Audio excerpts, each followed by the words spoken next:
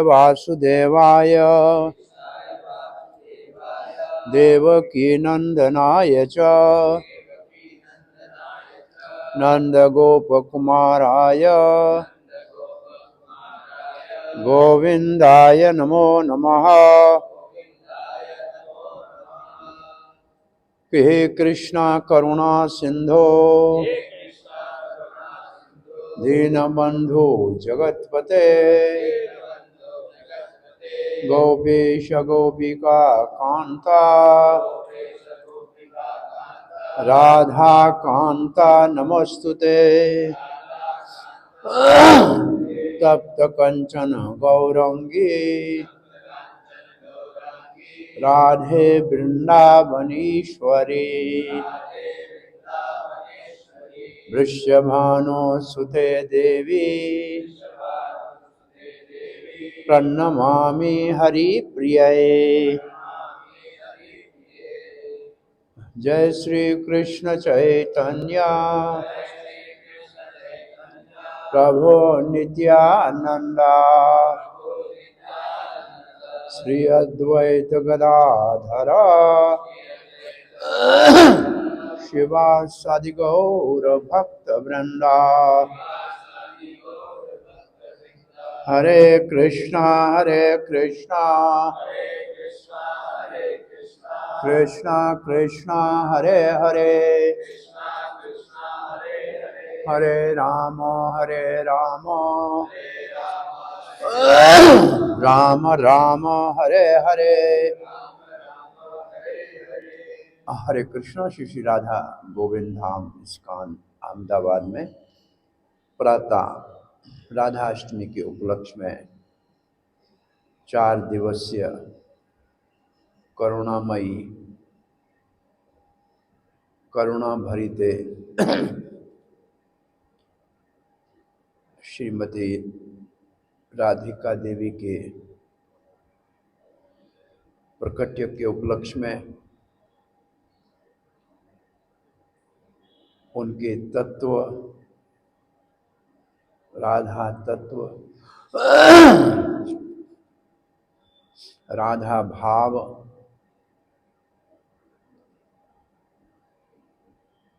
और श्रीमती राधिका को निम्र निवेदन और प्रार्थना कि श्री कृष्ण के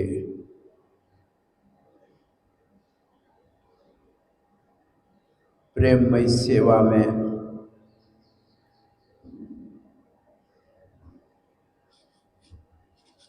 हम सब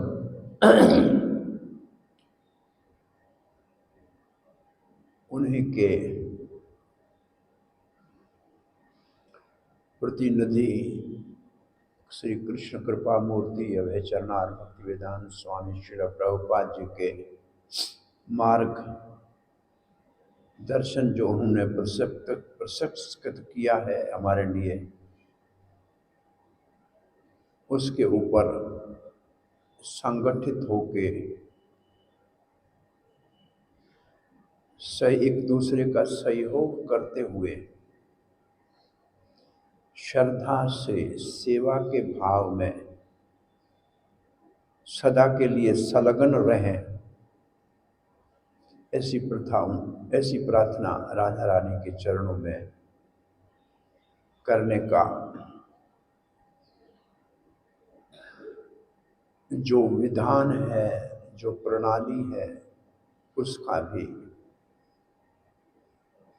आचार्यों के मत से श्रवण वर्णन करेंगे। ये आवाज ठीक कर है, इको ज्यादा नहीं है? हाँ ठीक है। इससे ये थोड़ा नीचे है, इसके लिए बाद में कोई व्यवस्था ऐसे करेंगे, अब तो ठीक है। एक ये लाइन हमेशा याद रखेंगे, यदि गोरा न होते, अगर चैतन्य महाप्रभु इस धराधाम पे इस कलयुग में 5000 कोई 25 साल पहले संभवतः प्रकट न होते तो महिमा प्रेम सीमा के जानी तो राधा रानी की महिमा और उसके प्रेम की परिकाष्ठा और महिमा कोई नहीं जानता। तो ये मुख्य रूप से चैतन्य महाप्रभु का जो महावदन्य स्वरूप है ना, वो राधा रानी की कृपा है। क्योंकि राधा रानी ही सबको इतनी कृपामयी है कि सब जीवों को अपना संतान समझ के श्री कृष्ण के सेवा में लगाने का काम वो करती हैं। तो हम श्री चैतन्य चरितामृत से कविराज गोस्वामी ने पहले मात्र 14 श्लोक लिखे हैं। उन श्लोकों में एक श्लोक है चैतन्य महाप्रभु का तत्व, लेकिन उस तत्व को समझाने के लिए उन्होंने राधा तत्व का व्याख्यान किया है। तो हम उसको पढ़ते हैं पहले। राधा कृष्णा प्रणय विकरते हलादिने शक्ति अस्मात्। राधा कृष्ण प्रणय विकरती। राधा कौन है? बोला कृष्ण की प्रणय विकृति है। तो प्रणय क्या है? जैसे हम भक्ति रसामृत सिंधु में प्रेम तक पहुंचने के लिए वो 9वां स्तर है प्रेम। आदौ श्रद्धा अथ साधु संग भजन क्रिया अनर्थ निवृत्ति निष्ठा रुचि आसक्ति भाव और प्रेम। ये है भक्ति रसामृत सिंधु की शिक्षा। इसके ऊपर उज्जवल नीलमणि में रूप गोस्वामी श्री रूप गोस्वामी पाद ने भाव स्नेह प्रेम मान प्रणय भाव महाभाव अति आरूढ़ भाव ऐसे करके और 10 प्रेम के ऊपर के स्तर है। उन स्तरों में एक स्तर है प्रणय, वो मान के बाद आता है। और प्रणय का अर्थ होता है प्रेमी और प्रेमिका में कोई अंतर नहीं है, दोनों एक। उस स्थिति में और ये स्तर सखा भाव में पहले आता है, क्योंकि मित्र एक दूसरे के बराबर बहुत जल्दी हो जाते हैं। सखा भाव में प्रणय का स्तर प्रेम में पहले आता है, माधुर्य भाव में बहुत देर से आता है। जब जैसे गोपियां कहती हैं, जब कृष्ण रासलीला से चले जाते हैं तो कहते हैं अरे चिंता मत करो, मैं गोवर्धन पहाड़ उठा लेती हूं, आप इसके नीचे आओ। तो वो कृष्ण का अनुकरण जो करती हैं, ये प्रणय का स्तर है। वो कृष्ण जैसा अपने आप को कृष्ण समझने लगती। तो कृष्ण के अंदर जब प्रणय का स्तर हुआ तो उसमें एक विकृति हुई, प्रणयेर विकार, प्रणयेर विकृति। विकृति का मतलब होता है जब जैसे दूध से दही बनता है तो उसको कहते हैं विकार है। तो ऐसे कृष्ण प्रणय के स्तर में उनके अंदर से कोई नई चीज प्रकट हुई, और वो है हलादिनी शक्ति। हलादिनी शक्ति अस्माद, अस्माद का मतलब प्रकट हो गई। तो ये हम जानते हैं कि भगवान श्री कृष्ण गोलोक धाम में एक स्थान रास मंडल है, वहां बहुत ही प्रेम के प्रणय के स्तर पे उनके हृदय में रास का भाव उदय हुआ। और उस समय भगवान श्री कृष्ण के वाम भाग से, लेफ्ट साइड से, ये हलादिनी शक्ति स्वरूप एक आकृति प्रकट हुई, और श्री कृष्ण ने उसके ऊपर अपनी दृष्टि डाली तो वो बहुत सुंदर एक युवती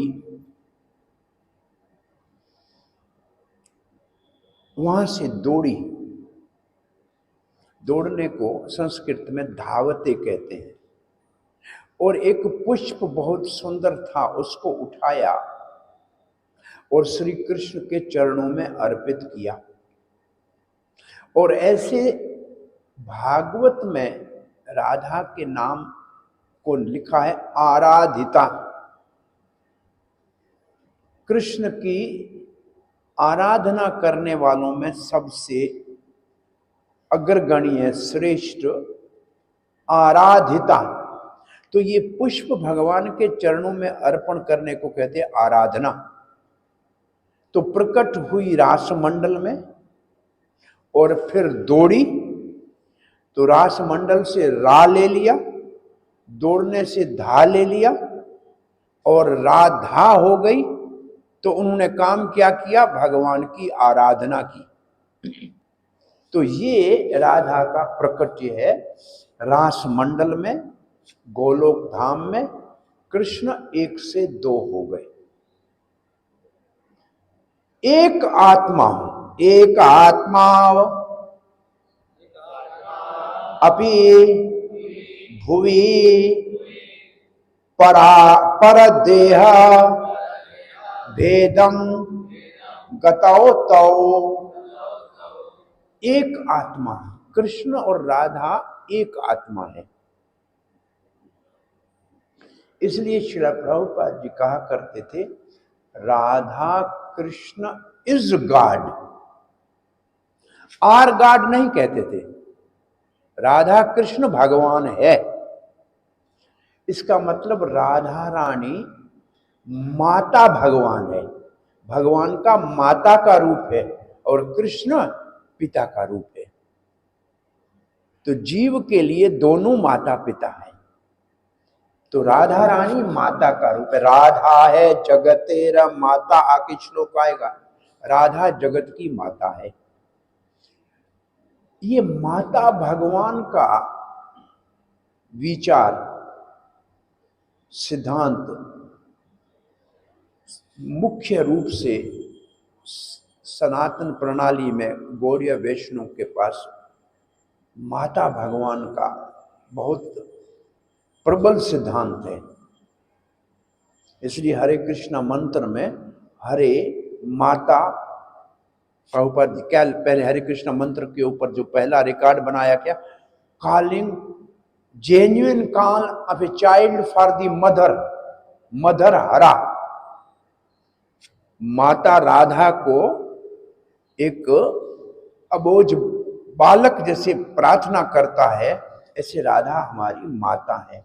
तो मातृ भगवान और पिता भगवान, कृष्ण पिता भगवान है। और कई बार ये हमने उदाहरण दिया है कि हमारे भक्ति के भवन को बनने के लिए, हमारे हृदय में भक्ति का भवन बने, उसके लिए बाहर से संयम में रखने के लिए ताड़ना की जरूरत है, परंतु टूट न जाए इसलिए अंदर से स्नेह का हाथ भी आवश्यक है।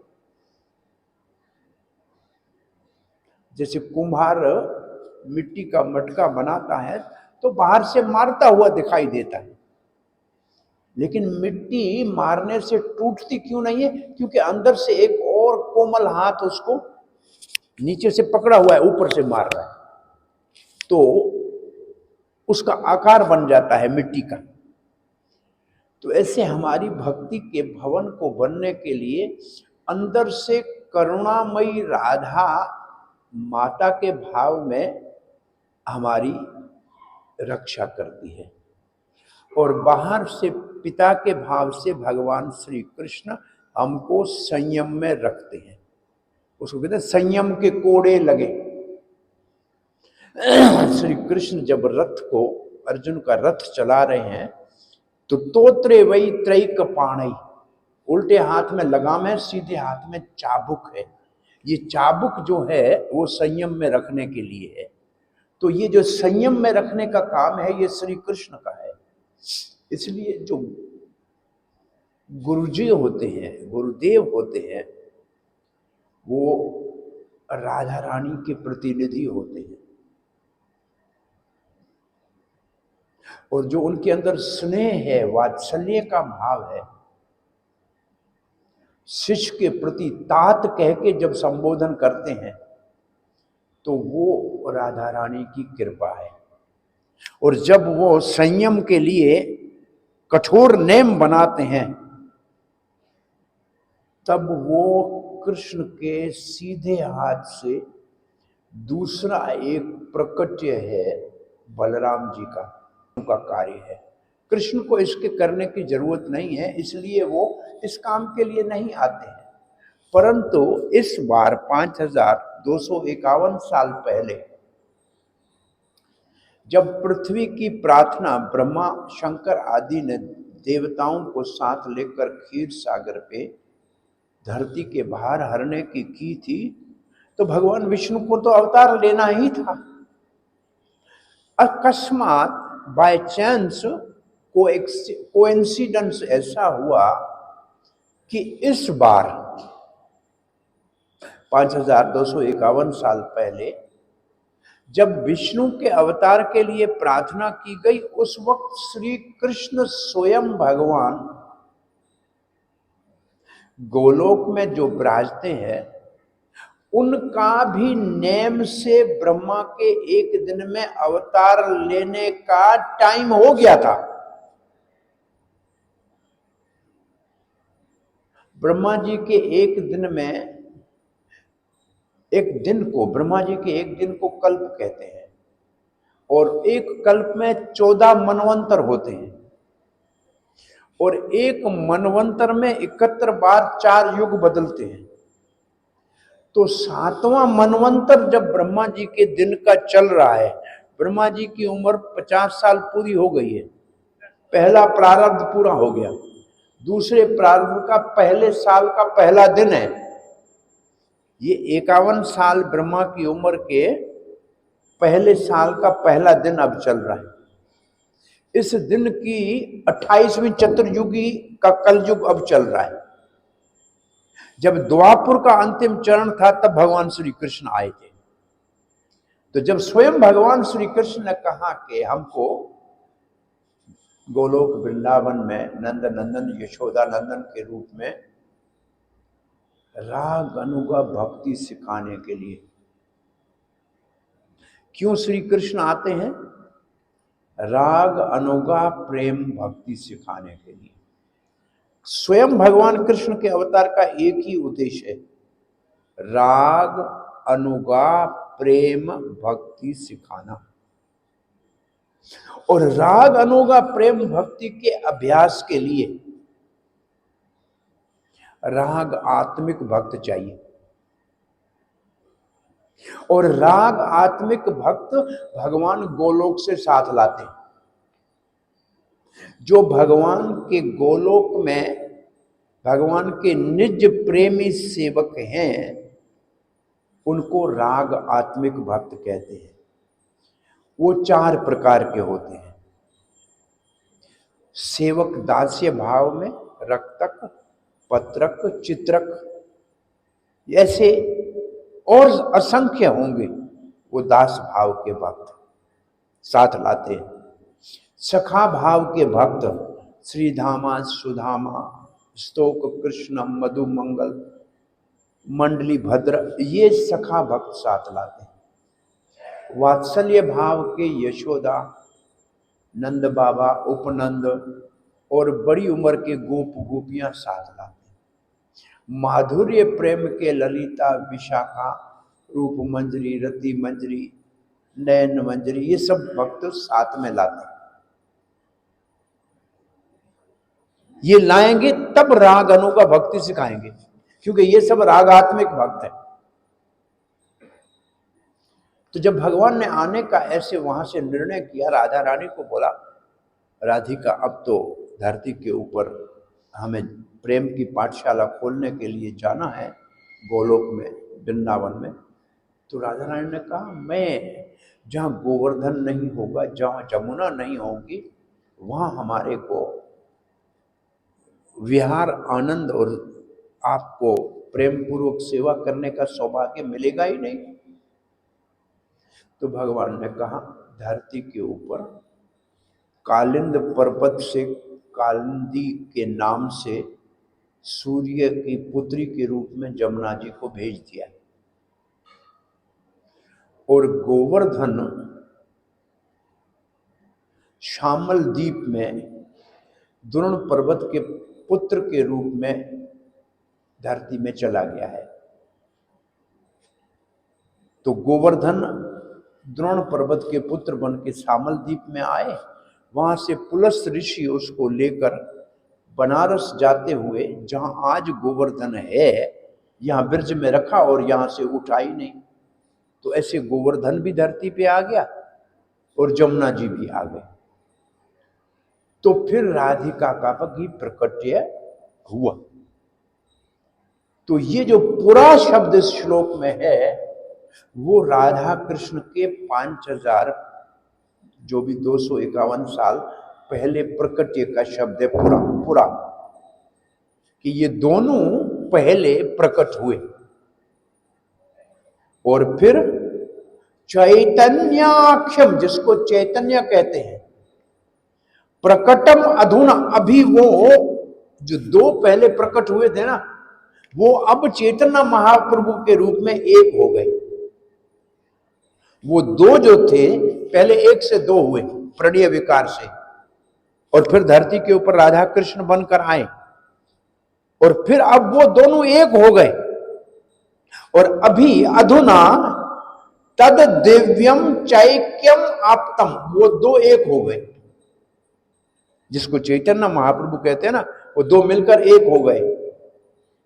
बोला वो क्या हुआ? राधा भाव, कृष्ण ने राधा के भाव को स्वीकार किया। और राधा का भाव क्या है? कृष्ण को कैसे प्रसन्न करना है, ये है राधा भाव।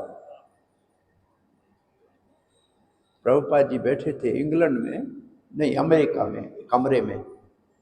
भक्तों को कहा क्या आप समझते हो कि मैं अमेरिका में? नहीं, मैं वृंदावन में रहता हूं। भाई शरीर से मैं अमेरिका में हूं, लेकिन भाव से मैं वृंदावन हूं, क्योंकि वृंदावन एक भाव है और वृंदावन का भाव है राधा भाव, और वो है कृष्ण को कैसे प्रसन्न किया जाए। हर समय कृष्ण के प्रसन्नता का चिंतन अगर मन में चलता है तो हम कहीं भी दुनिया में हैं तो वृंदावन में। इसलिए श्री रूप गोस्वामी कहते हैं राग अनुगा साधन के लिए शरीर से वृंदावन जाएं या शरीर से नहीं भाव से जाएं तो भी इसका आप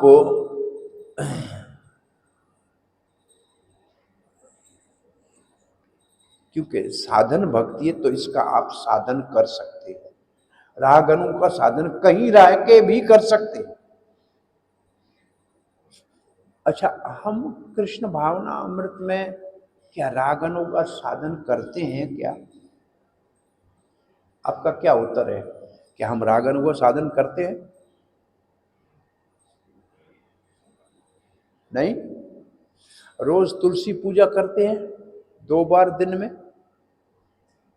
तुलसी पूजा रागनों का साधन है। क्या कहते हैं तुलसी पूजा में? बोलो। नमो नमः कृष्ण प्रिया से, फिर राधा कृष्ण सेवा पाओ, यही अभिलाषी, मुझे राधा कृष्ण की सेवा करनी है। कहाँ करनी है? क्या बोलते हैं? कुंज दियो वास। हाँ, ये है रागनों का साधन।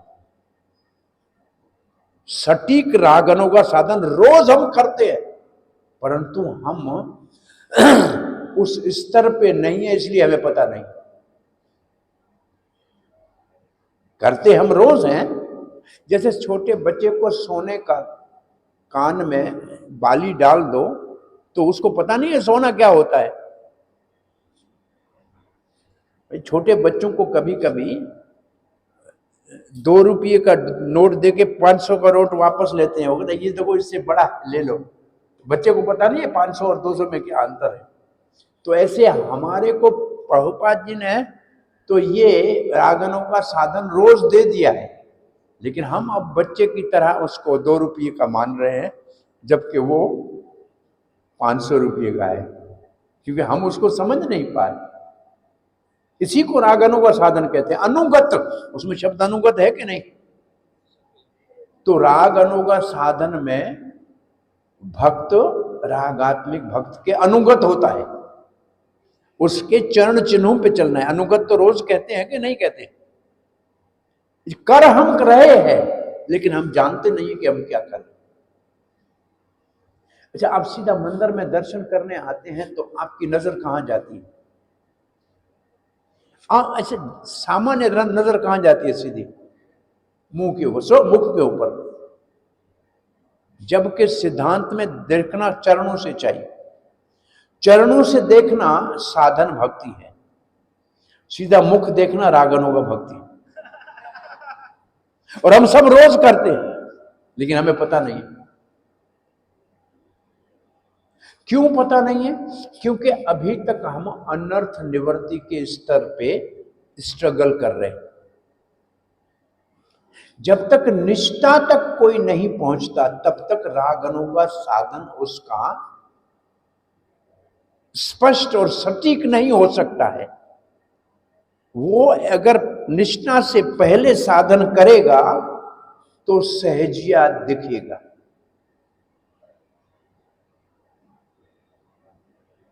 इसलिए निष्ठा तक पहुंचना आवश्यक है। और प्राय हमारे, अब यहां एक बात बता दें कि श्रील प्रभुपाद चाहते थे कि मेरे सारे अनुयायी कम से कम मध्यम अधिकारी तक आगे प्रगति करें, कनिष्ठ तक नहीं रहे, नए भक्त नहीं रहे, मध्यम तक पहुंचे। और मध्यम की शुरुआत निष्ठा से होती है। आदो श्रद्धा से भजन क्रिया तक कनिष्ठ भक्त रहता है। प्राय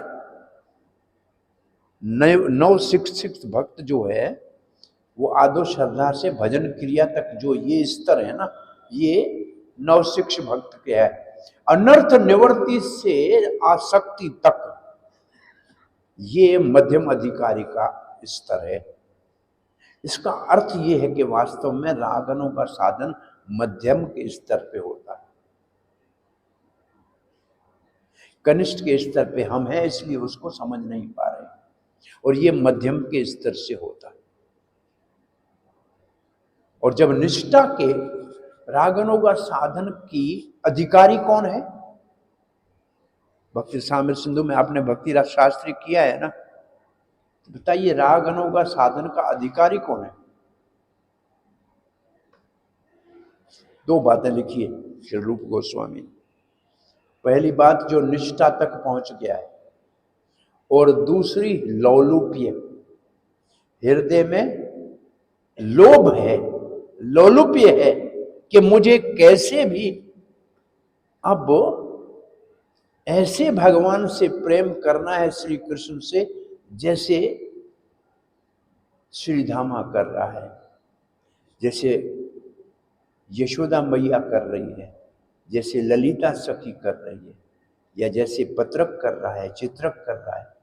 तो दास भाव में होगा तो चित्रक जैसा करना चाहेगा, सखा भाव में होगा तो श्रीधामा जैसा करना चाहेगा, वात्सल्य भाव में होगा तो यशोदा जैसा करना चाहेगा, और माधुर्य भाव में होगा तो ललिता जैसा करना चाहेगा। ये आपके हृदय में ये लालसा उत्पन्न हुई है क्या?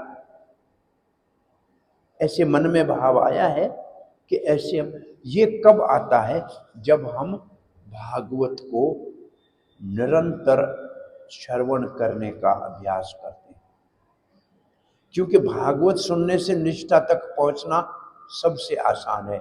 नित्यम भागवत सेवया नष्ट प्रायेषु अभद्रेषु, प्राय सब अनर्थ नाश होके निष्ठा तक पहुंचने के लिए सबसे शक्तिशाली साधन है नित्यम भागवत सेवया।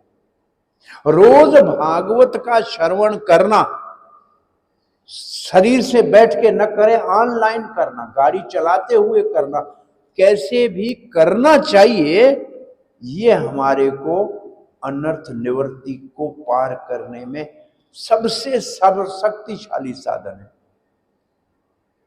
और श्रील प्रभुपाद ने ये साधन सब मंत्रों में दिया है हमको कि हम नित्य भागवत का सेवन करें तो निष्ठा तक पहुंच जाए। और भागवत सुनते सुनते कोई भागवत की लीला हमको जच जाएगी। हमें लगेगा कि ये कितना अच्छा है, श्री कृष्ण कितना खुश है, देखो इसकी सेवा से मैं अगर ऐसे कृष्ण की सेवा में इसके साथ होता और सेवा करता तो कितना अच्छा होता। ये भाव जब आ जाए, इसको कहते हैं लालसा, इसको लालसा कहते हैं। और ऐसी प्रार्थना करने को लालसामयी प्रार्थना कहते हैं।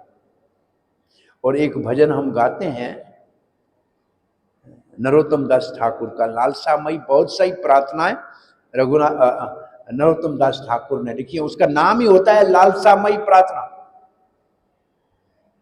राधा कृष्ण प्राण मोरा जुगल किशोर, जीवन मरण गति नहीं और।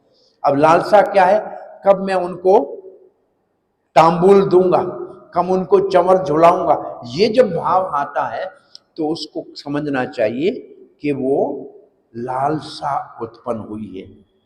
लालसा भाव भक्ति के स्तर पे होती है, लालसा भाव भक्ति के स्तर पे होती है। तो वास्तव में वो स्तर इस जीवन में हम सब भक्तों को प्राप्त करना है, ऐसे श्रील प्रभुपाद की कामना है और आशीर्वाद भी।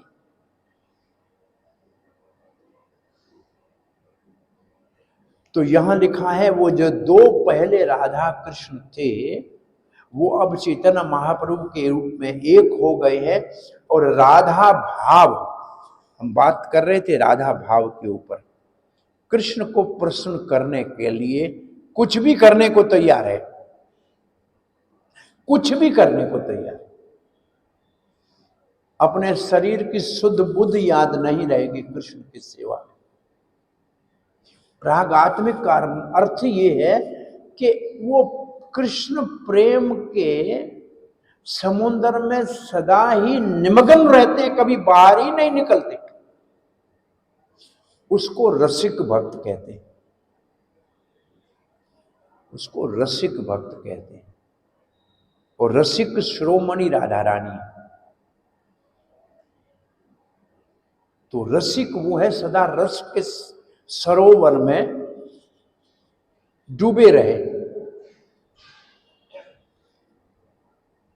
द्युति,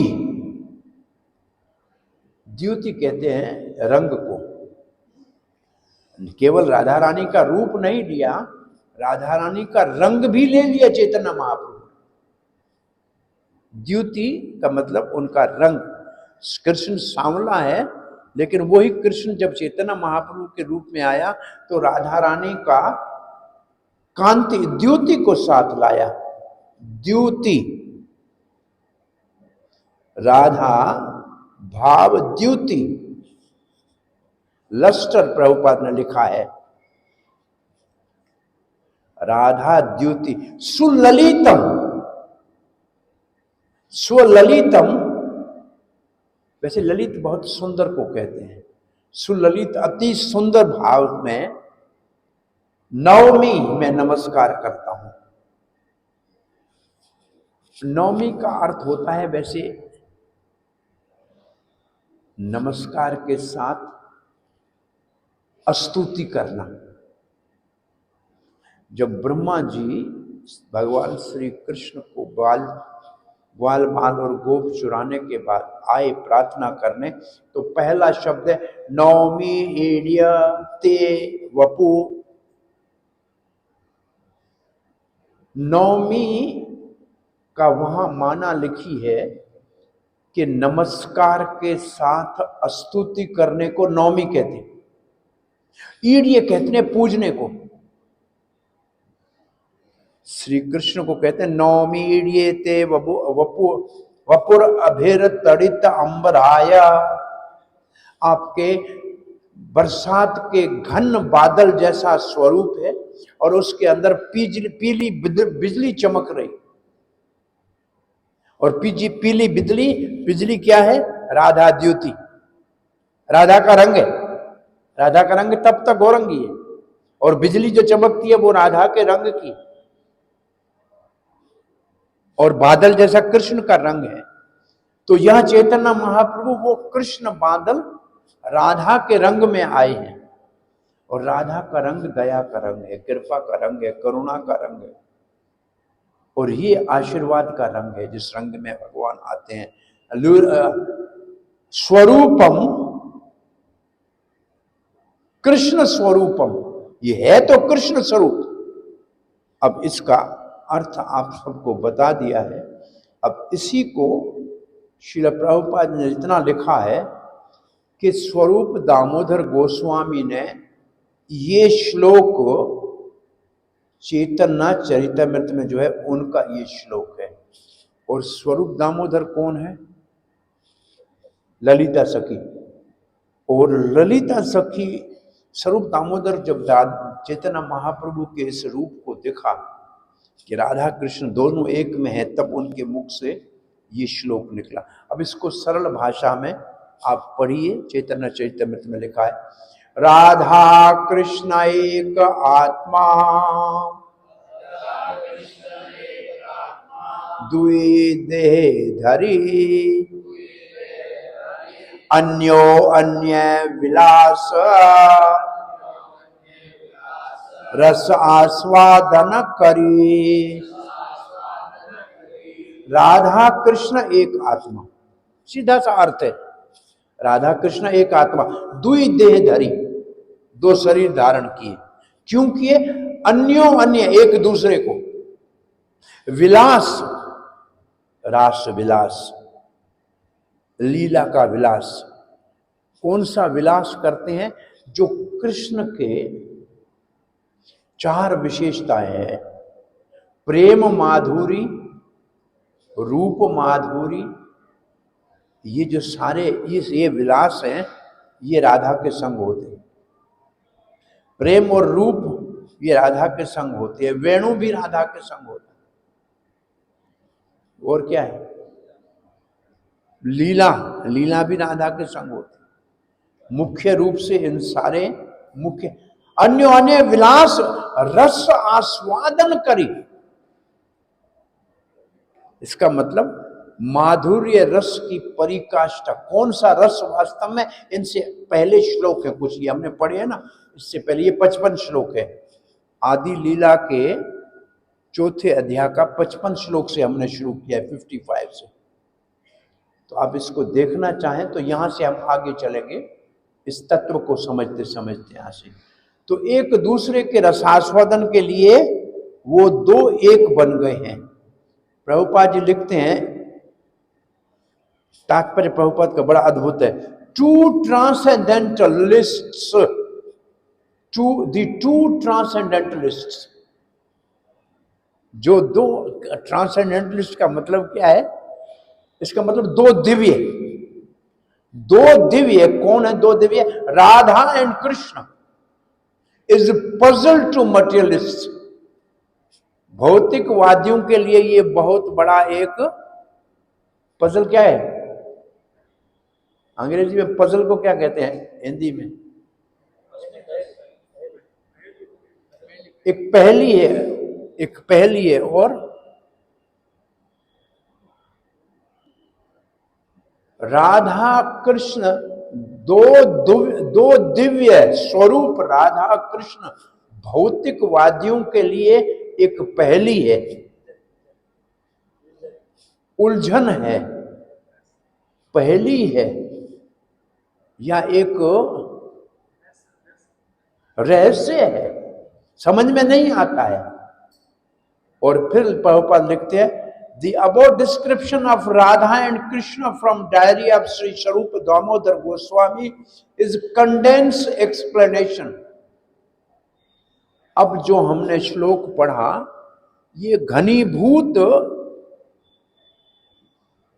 वर्णन है स्वरूप दामोदर के द्वारा, और इसको समझने के लिए बहुत गहरी आध्यात्मिक दृष्टि चाहिए, बहुत गहरी आध्यात्मिक दृष्टि चाहिए इस रहस्य को समझने के लिए।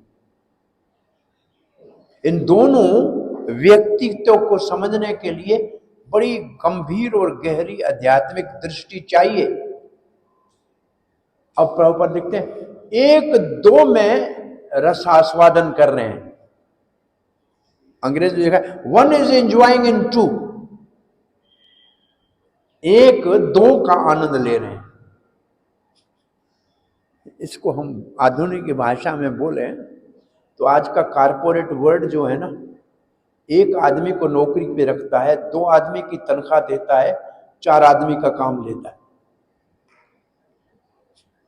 आदमी एक रखता है नौकरी में, तनख्वाह 2 की देता है, काम 4 का लेता है, आदमी एक ही है। तो ये व्यक्ति एक ही कृष्ण है, लेकिन काम का 2 का कर रहा है। एक आदमी 2 का काम कर रहा है और आनंद ले रहा है। अब लिखा है, भगवान श्री कृष्ण शक्तिमान है और राधा रानी उसकी अंतरंग शक्ति है, और वेदांत सिद्धांत के अनुसार शक्ति और शक्तिमान में कोई अंतर नहीं होता, दोनों एक ही है। हम उन दोनों को अलग नहीं कर सकते, वह सदा एक दूसरे के साथ रहते हैं। जैसे हम आग को गर्मी से अलग नहीं कर सकते, आग रहेगी तो गर्मी रहेगी उसके अंदर। उष्णता और ताप को अग्नि से अलग नहीं किया जा सकता, ऐसे शक्ति को शक्तिमान से अलग नहीं किया जा सकता। अब प्रभुपाद जी कहते हैं, जब परम सत्य जो है ना, everything in absolute is inconceivable in relative existence. Everything in absolute, इसका मतलब परम सत्य में सब कुछ अचिंत्य है जब उसकी तुलना भौतिक जगत से करते हैं। इसका अर्थ ये हुआ कि जब राधा कृष्ण का मिलन होता है, आलिंगन होता है, चुंबन होता है, ये एक परम सत्य की परिभाषा है जिसको इस भौतिक दुनिया की दृष्टि से नहीं समझा जा सकता। इसका अर्थ ये है, रिलेटिव वर्ल्ड एग्जिस्टेंस में, रिलेटिव का मतलब भौतिक जगत में, जब हम भौतिक विचार से राधा कृष्ण के व्यवहार को नहीं समझ सकते, भौतिक विचार से राधा कृष्ण के व्यवहार को नहीं समझ सकते, क्योंकि हमारा भौतिक सोच है, स्त्री होती है, पुरुष होता है, तो ये हमारे मन में काम का भाव आता है। और जबकि राधा और कृष्ण के मिलन में काम नहीं है, प्रेम है, और दोनों में इतना अंतर है जितना सोने और लोहे में अंतर है। तो इसलिए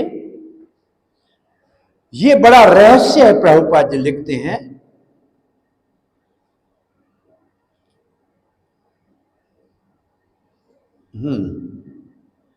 इसलिए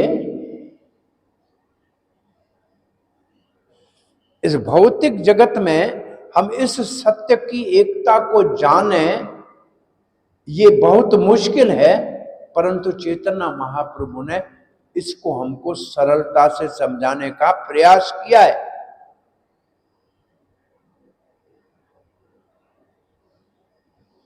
और अगर हम चाहें, the only source of understanding for such intricacies of transcendence, इन दिव्यता को समझने के लिए जो चैतन्य महाप्रभु का ही मार्ग एकमात्र सरल और स्पष्ट मार्ग है। सत्य तो ये है, राधा रानी भगवान श्री कृष्ण की अंतरंग आह्लादिनी शक्ति है, और वो वास्तव में कृष्ण को अति प्रगाढ़ आनंद देने के लिए है। निराकारवादी इस बात को नहीं समझ सकते। जब तक कोई महाभागवत भक्त, जैसे निराकारवादी प्रकाश आनंद सरस्वती का बहुत बड़ा समाज था, लेकिन महाभागवत के रूप में स्वयं चैतन्य महाप्रभु जब गए तो उनको ये रहस्य समझ में आना सरल हो गया। तो ऐसे निराकारवादियों को बिना महाभागवत की सहायता के इस दिव्यता को समझना संभव नहीं है। और राधा शब्द का अर्थ, Shrimati Radha Rani, very name of Radha suggests that Srimati Radharani is eternally the topmost mistress of the controller, mistress of the comforts of Sri Krishna. Radha का मतलब ये प्रभुपाद ने शब्द लिखा है भागवत के श्लोक का, अन्य आराधितो, सबसे श्रेष्ठ भगवान श्री कृष्ण को आनंद देना, कंफर्ट, आनंद देने की स्वरूप ही आराधना है।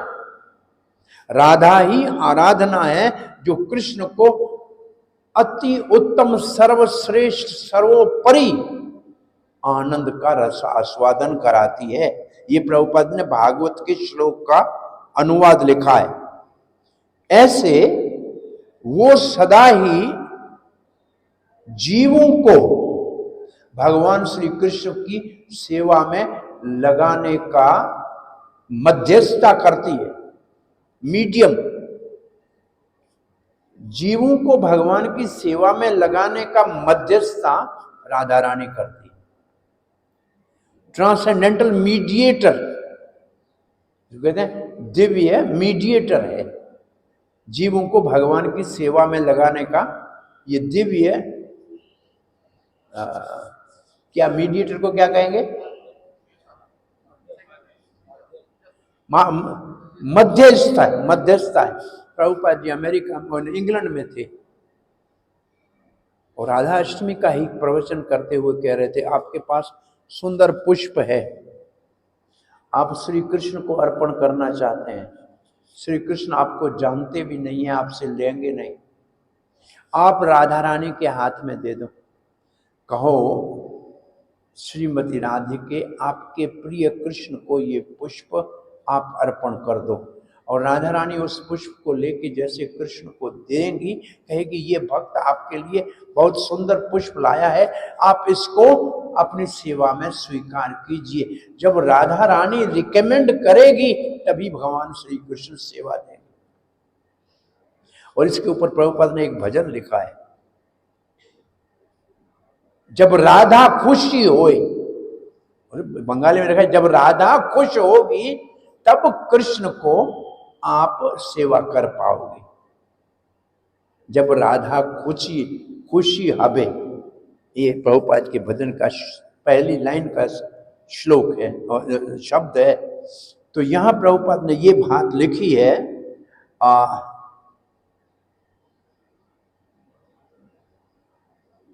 वृंदावन में जितने भी भक्त रहते हैं वो राधा रानी की कृपा के ऊपर सदा ही निर्भर रहते हैं।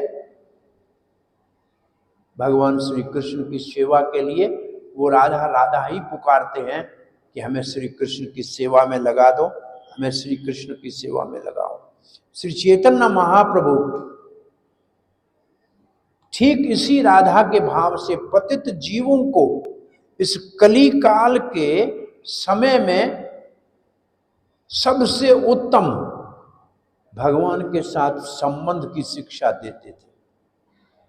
चैतन्य महाप्रभु कली काल में ऐसे पतित जीवों को राधा के भाव से कृष्ण को रिकमेंड करते थे, कृष्ण इनको स्वीकार कर लो, ये मूर्ख है, ये पतित है। प्रभुपाद जी कहते थे, मैं जानता हूं, मैं जिनको दीक्षा देकर मात्र 16 माला जपने का कह रहा हूं, जबकि मेरे गुरुदेव कहते 64 माला नहीं जपता है वो पतित है, और मैं इनको भगवान की सेवा में विग्रह की लगा रहा हूं। मैं जानता हूं कि ये पतित है,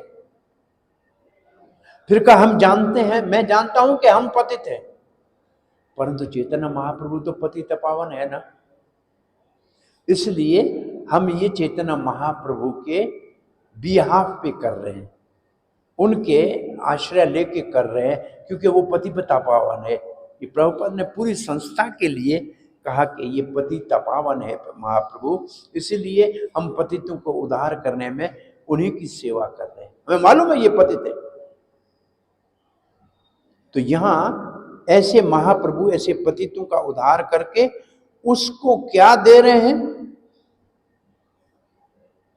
दिव्य भगवान के साथ संबंध स्थापित कर रहे हैं। चैतन्य महाप्रभु के जो भी कार्यकलाप हैं वो वास्तव में अंतरंग शक्ति, हलादिनी शक्ति के भाव है, क्योंकि वो उसका ही काम है। जीव उनके बच्चे हैं, हम सब राधा रानी के बच्चे हैं। ये आज की इस कथा में मैं आपको स्पष्ट बता रहा हूं कि हम जो तटस्थ शक्ति जीव है वो अंतरंग शक्ति के अंश हैं, हम अंतरंग शक्ति के अंश हैं, और अंतरंग शक्ति और कृष्ण में कोई अंतर नहीं है, इसलिए हमको कृष्ण के अंश कहा जाता है। जीव आत्मा जो भगवान की अंतरंग शक्ति है वो राधा रानी का अंश है, अलादीनी शक्ति का अंश है, वो हमारी माता है।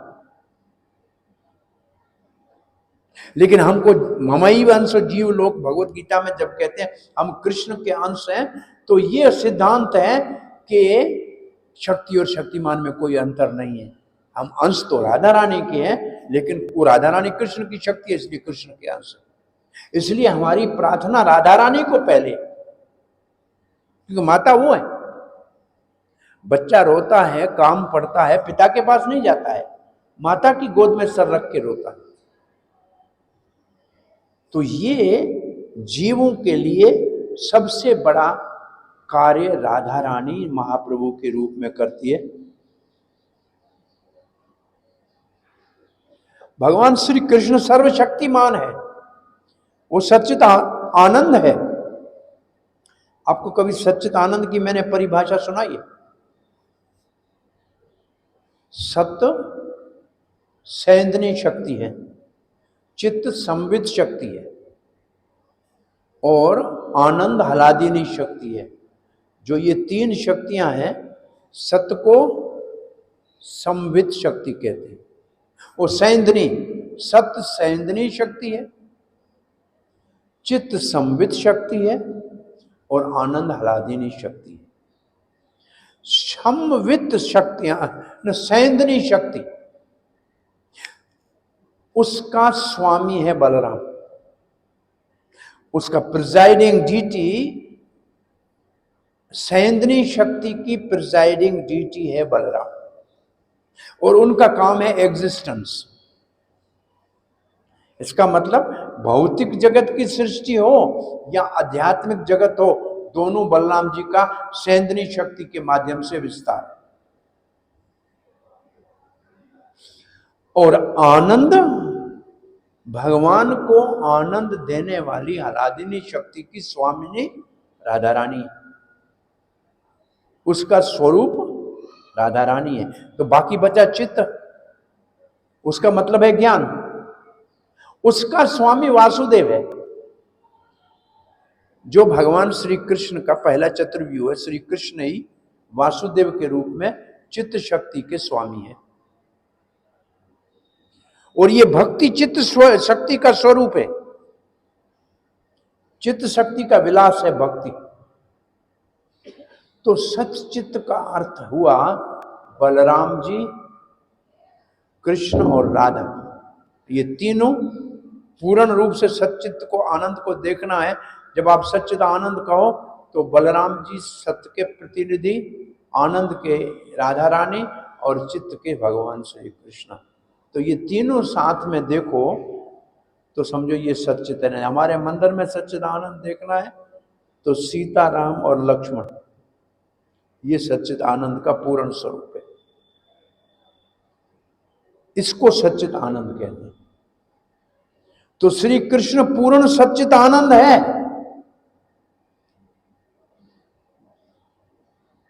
और फिर लिखते हैं His internal potency is exhibited first as Sat or existent, or in other words, as a portion that expand the existent function of the Lord.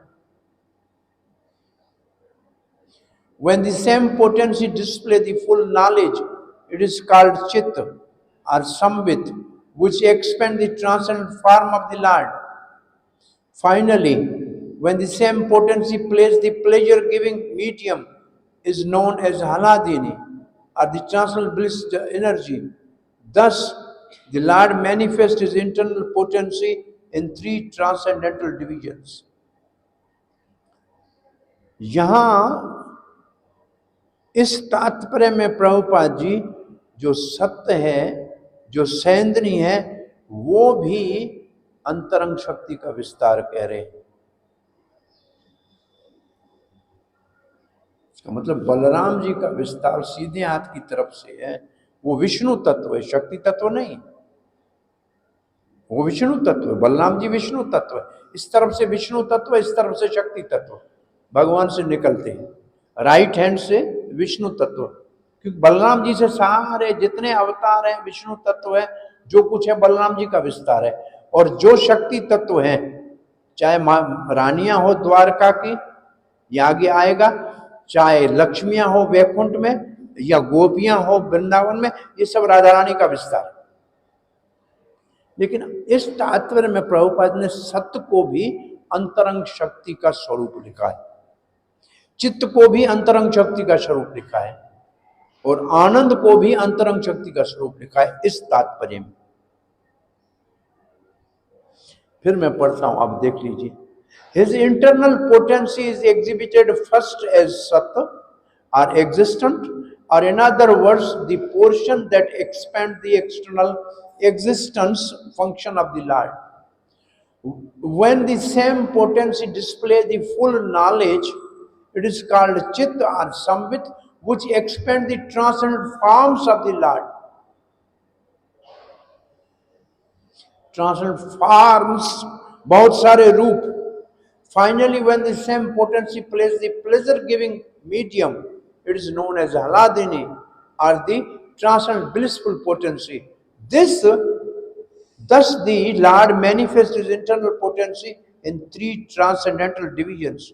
ये अद्भुत है, इसको पहली बार मैं ऐसे पढ़ रहा हूं। और जो पहले हमने बताया वो कई, एक बार मैं क्लास कहीं दे रहा था ऋषिकेश में, तो इन शक्तियों का अधिपति कौन है चर्चा कर रहे थे। लेकिन फिर 2-3 महाराजों से संपर्क किया, बात की, बैठे, जय अद्वैत महाराज से पूछा, बोला वो शक्ति है और भगवान शक्तिमान है। फिर ब्रह्म गोविंद महाराज के साथ में बैठा था, भक्ति वृद्ध गोविंद महाराज के साथ बेंगलोर में हम चर्चा कर रहे थे। उसी वक्त उन्होंने फ़ोन किया शिवराम स्वामी को, तब वहाँ से कहा कि सैंदनी शक्ति का अधिपति बलराम, अलादिनी की राधा रानी और संवित के कृष्ण, ये वहाँ से उन्होंने उस दिन हमारे डिस्कशन में, एक चर्चा में ये विषय, उस दिन भक्ति वृंद गोविंद महाराज ने कहा हम आए तो शादी में हैं, लेकिन ये जो 1 घंटा हमने चर्चा की, वास्तव में ये हमने सबसे अच्छा समय चर्चा की। लेकिन ये तात्पर्य आज 56 श्लोक का कुछ और रहस्य प्रभुपाद जी के वाणी से हो रहे हैं, जो बहुत गंभीर हैं, कि एक राधा ने रानी ही सच्चिदानंद सब कुछ है, उसी से तीनों निकलते हैं। ये इसके ऊपर फिर वापस चर्चा करनी पड़ेगी। एक श्लोक पढ़ते हैं, फिर आज की कथा को विराम देते हैं। सेई दुई एक एबे चेतना गोसाई, रस आस्वादित दोहे हैला एक ठाई। तो वो दोनों राधा कृष्ण चैतन्य महाप्रभु बने हैं, और रस आस्वादन के लिए दोनों एक हो गए हैं। एक ठाई का मतलब एक रूप में प्रकट हो गए हैं।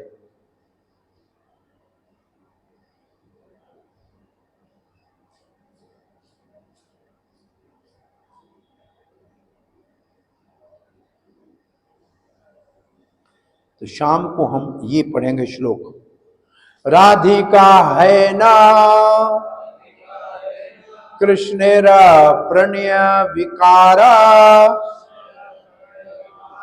स्वरूप शक्ति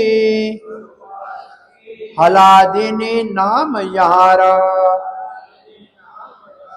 वो संस्कृत श्लोक का हिंदी परिभाषा है।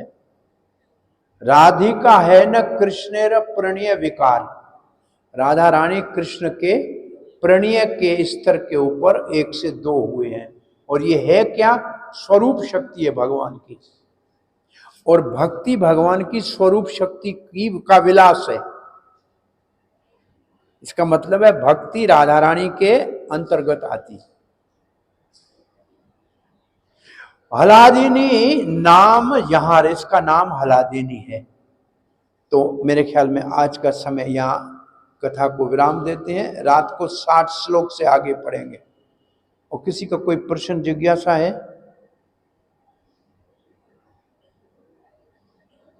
कोई क्वेश्चन कमेंट? हरे कृष्ण। हाँ जी।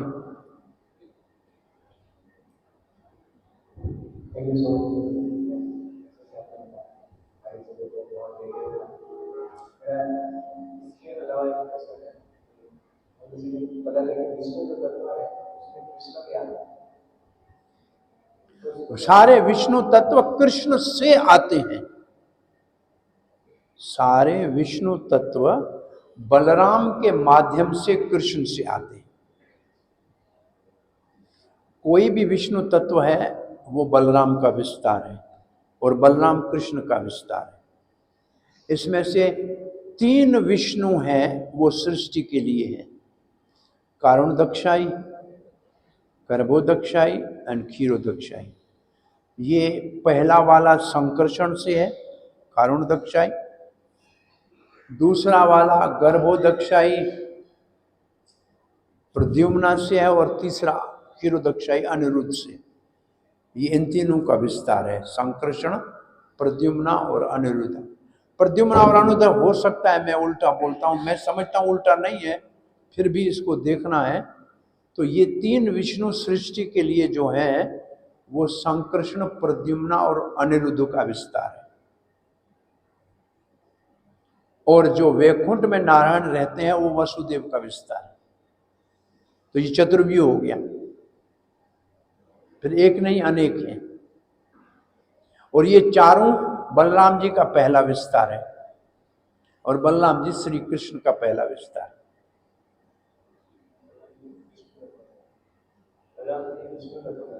विष्णु तत्वों का आधार है। सारे विष्णु तत्व बलराम से निकलते हैं। जो भी विष्णु तत्व है भगवान श्री कृष्ण के सीधे हाथ की तरफ से बलराम के माध्यम से निकलते हैं। और जितने भी शक्ति तत्व हैं कृष्ण के वाम भाग से राधा रानी से विस्तृत होते हैं। चाहे दुर्गा हो, चाहे लक्ष्मी हो, सब राधा रानी से निकलते हैं। और इस तरफ जो भी विष्णु हो, नारायण हो, ये सब बलराम से निकलते हैं।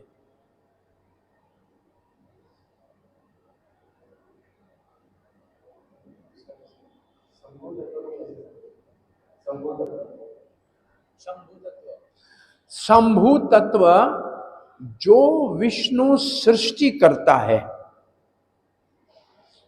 वो भौतिक प्रकृति को हाथ नहीं लगाता।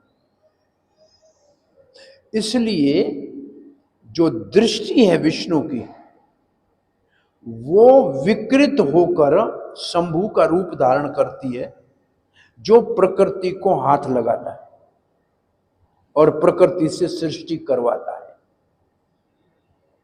तो विष्णु की दृष्टि सदाशिव के रूप में विकृत होकर शंकर जी बन के प्रकृति के साथ उसके पति बनते हैं। और हमारे वैसे माता पिता शंकर और पार्वती हैं, क्योंकि पार्वती प्रकृति है जो शरीर देती है, और शंकर विष्णु का विकृत रूप है जो हमारे बीज दाता है। सृष्टि ये दोनों करते हैं, ये दोनों माता पिता।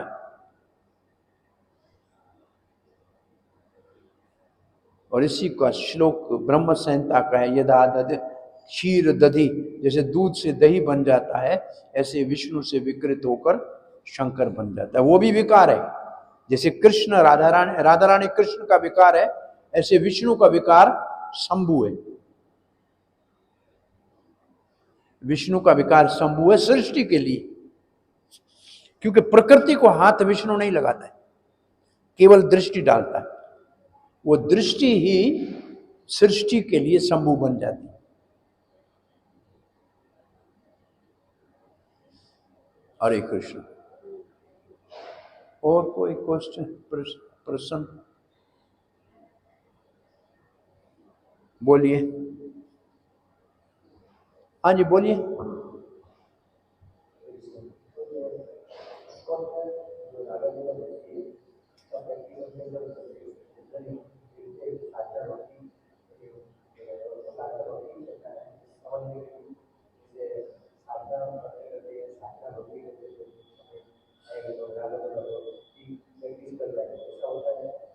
देखो, साधना भक्ति दो प्रकार की है, वैदिक साधन और रागनों का साधन, ये दोनों साधना भक्ति।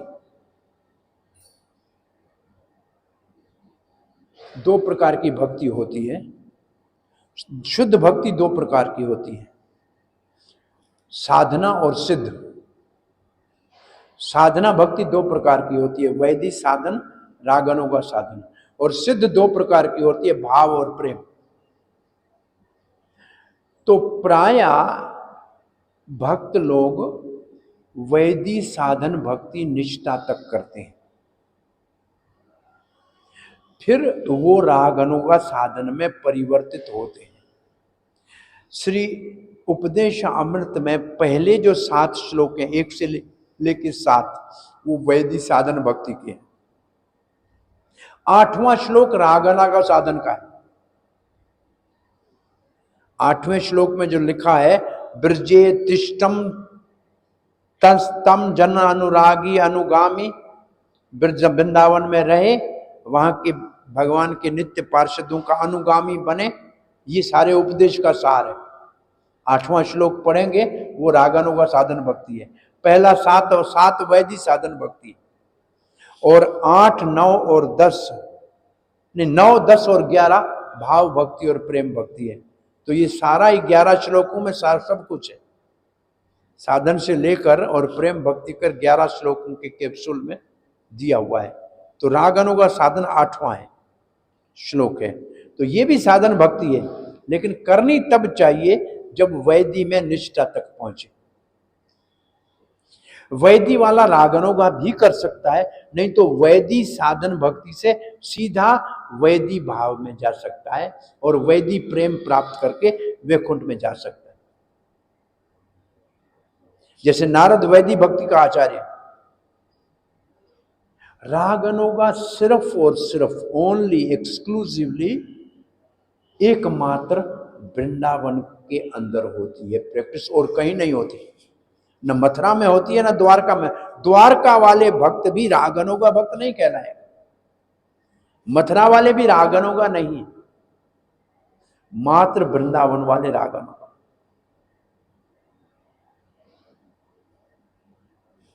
हाँ जी।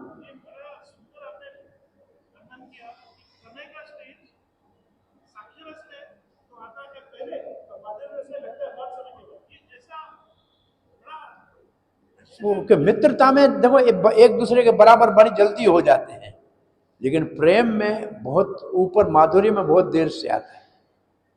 ये है भक्ति सामर्थ सिंधु में है।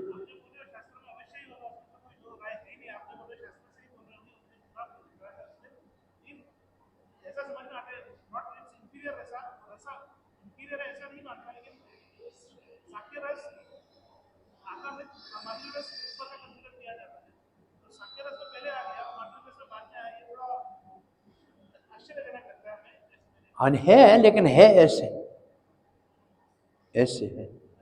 हमने हमने भक्ति रसामृत सिंधु के अन्य जो 19 के बाद के अध्याय है उन सब का एक विश्लेषण सुना था और पूरा कोर्स किया था, उसमें ये बात आती। हरे कृष्णा। श्री श्री राधा गोविंद देव की, निताई गौर प्रेमानंदे, श्री प्रभुपाद की।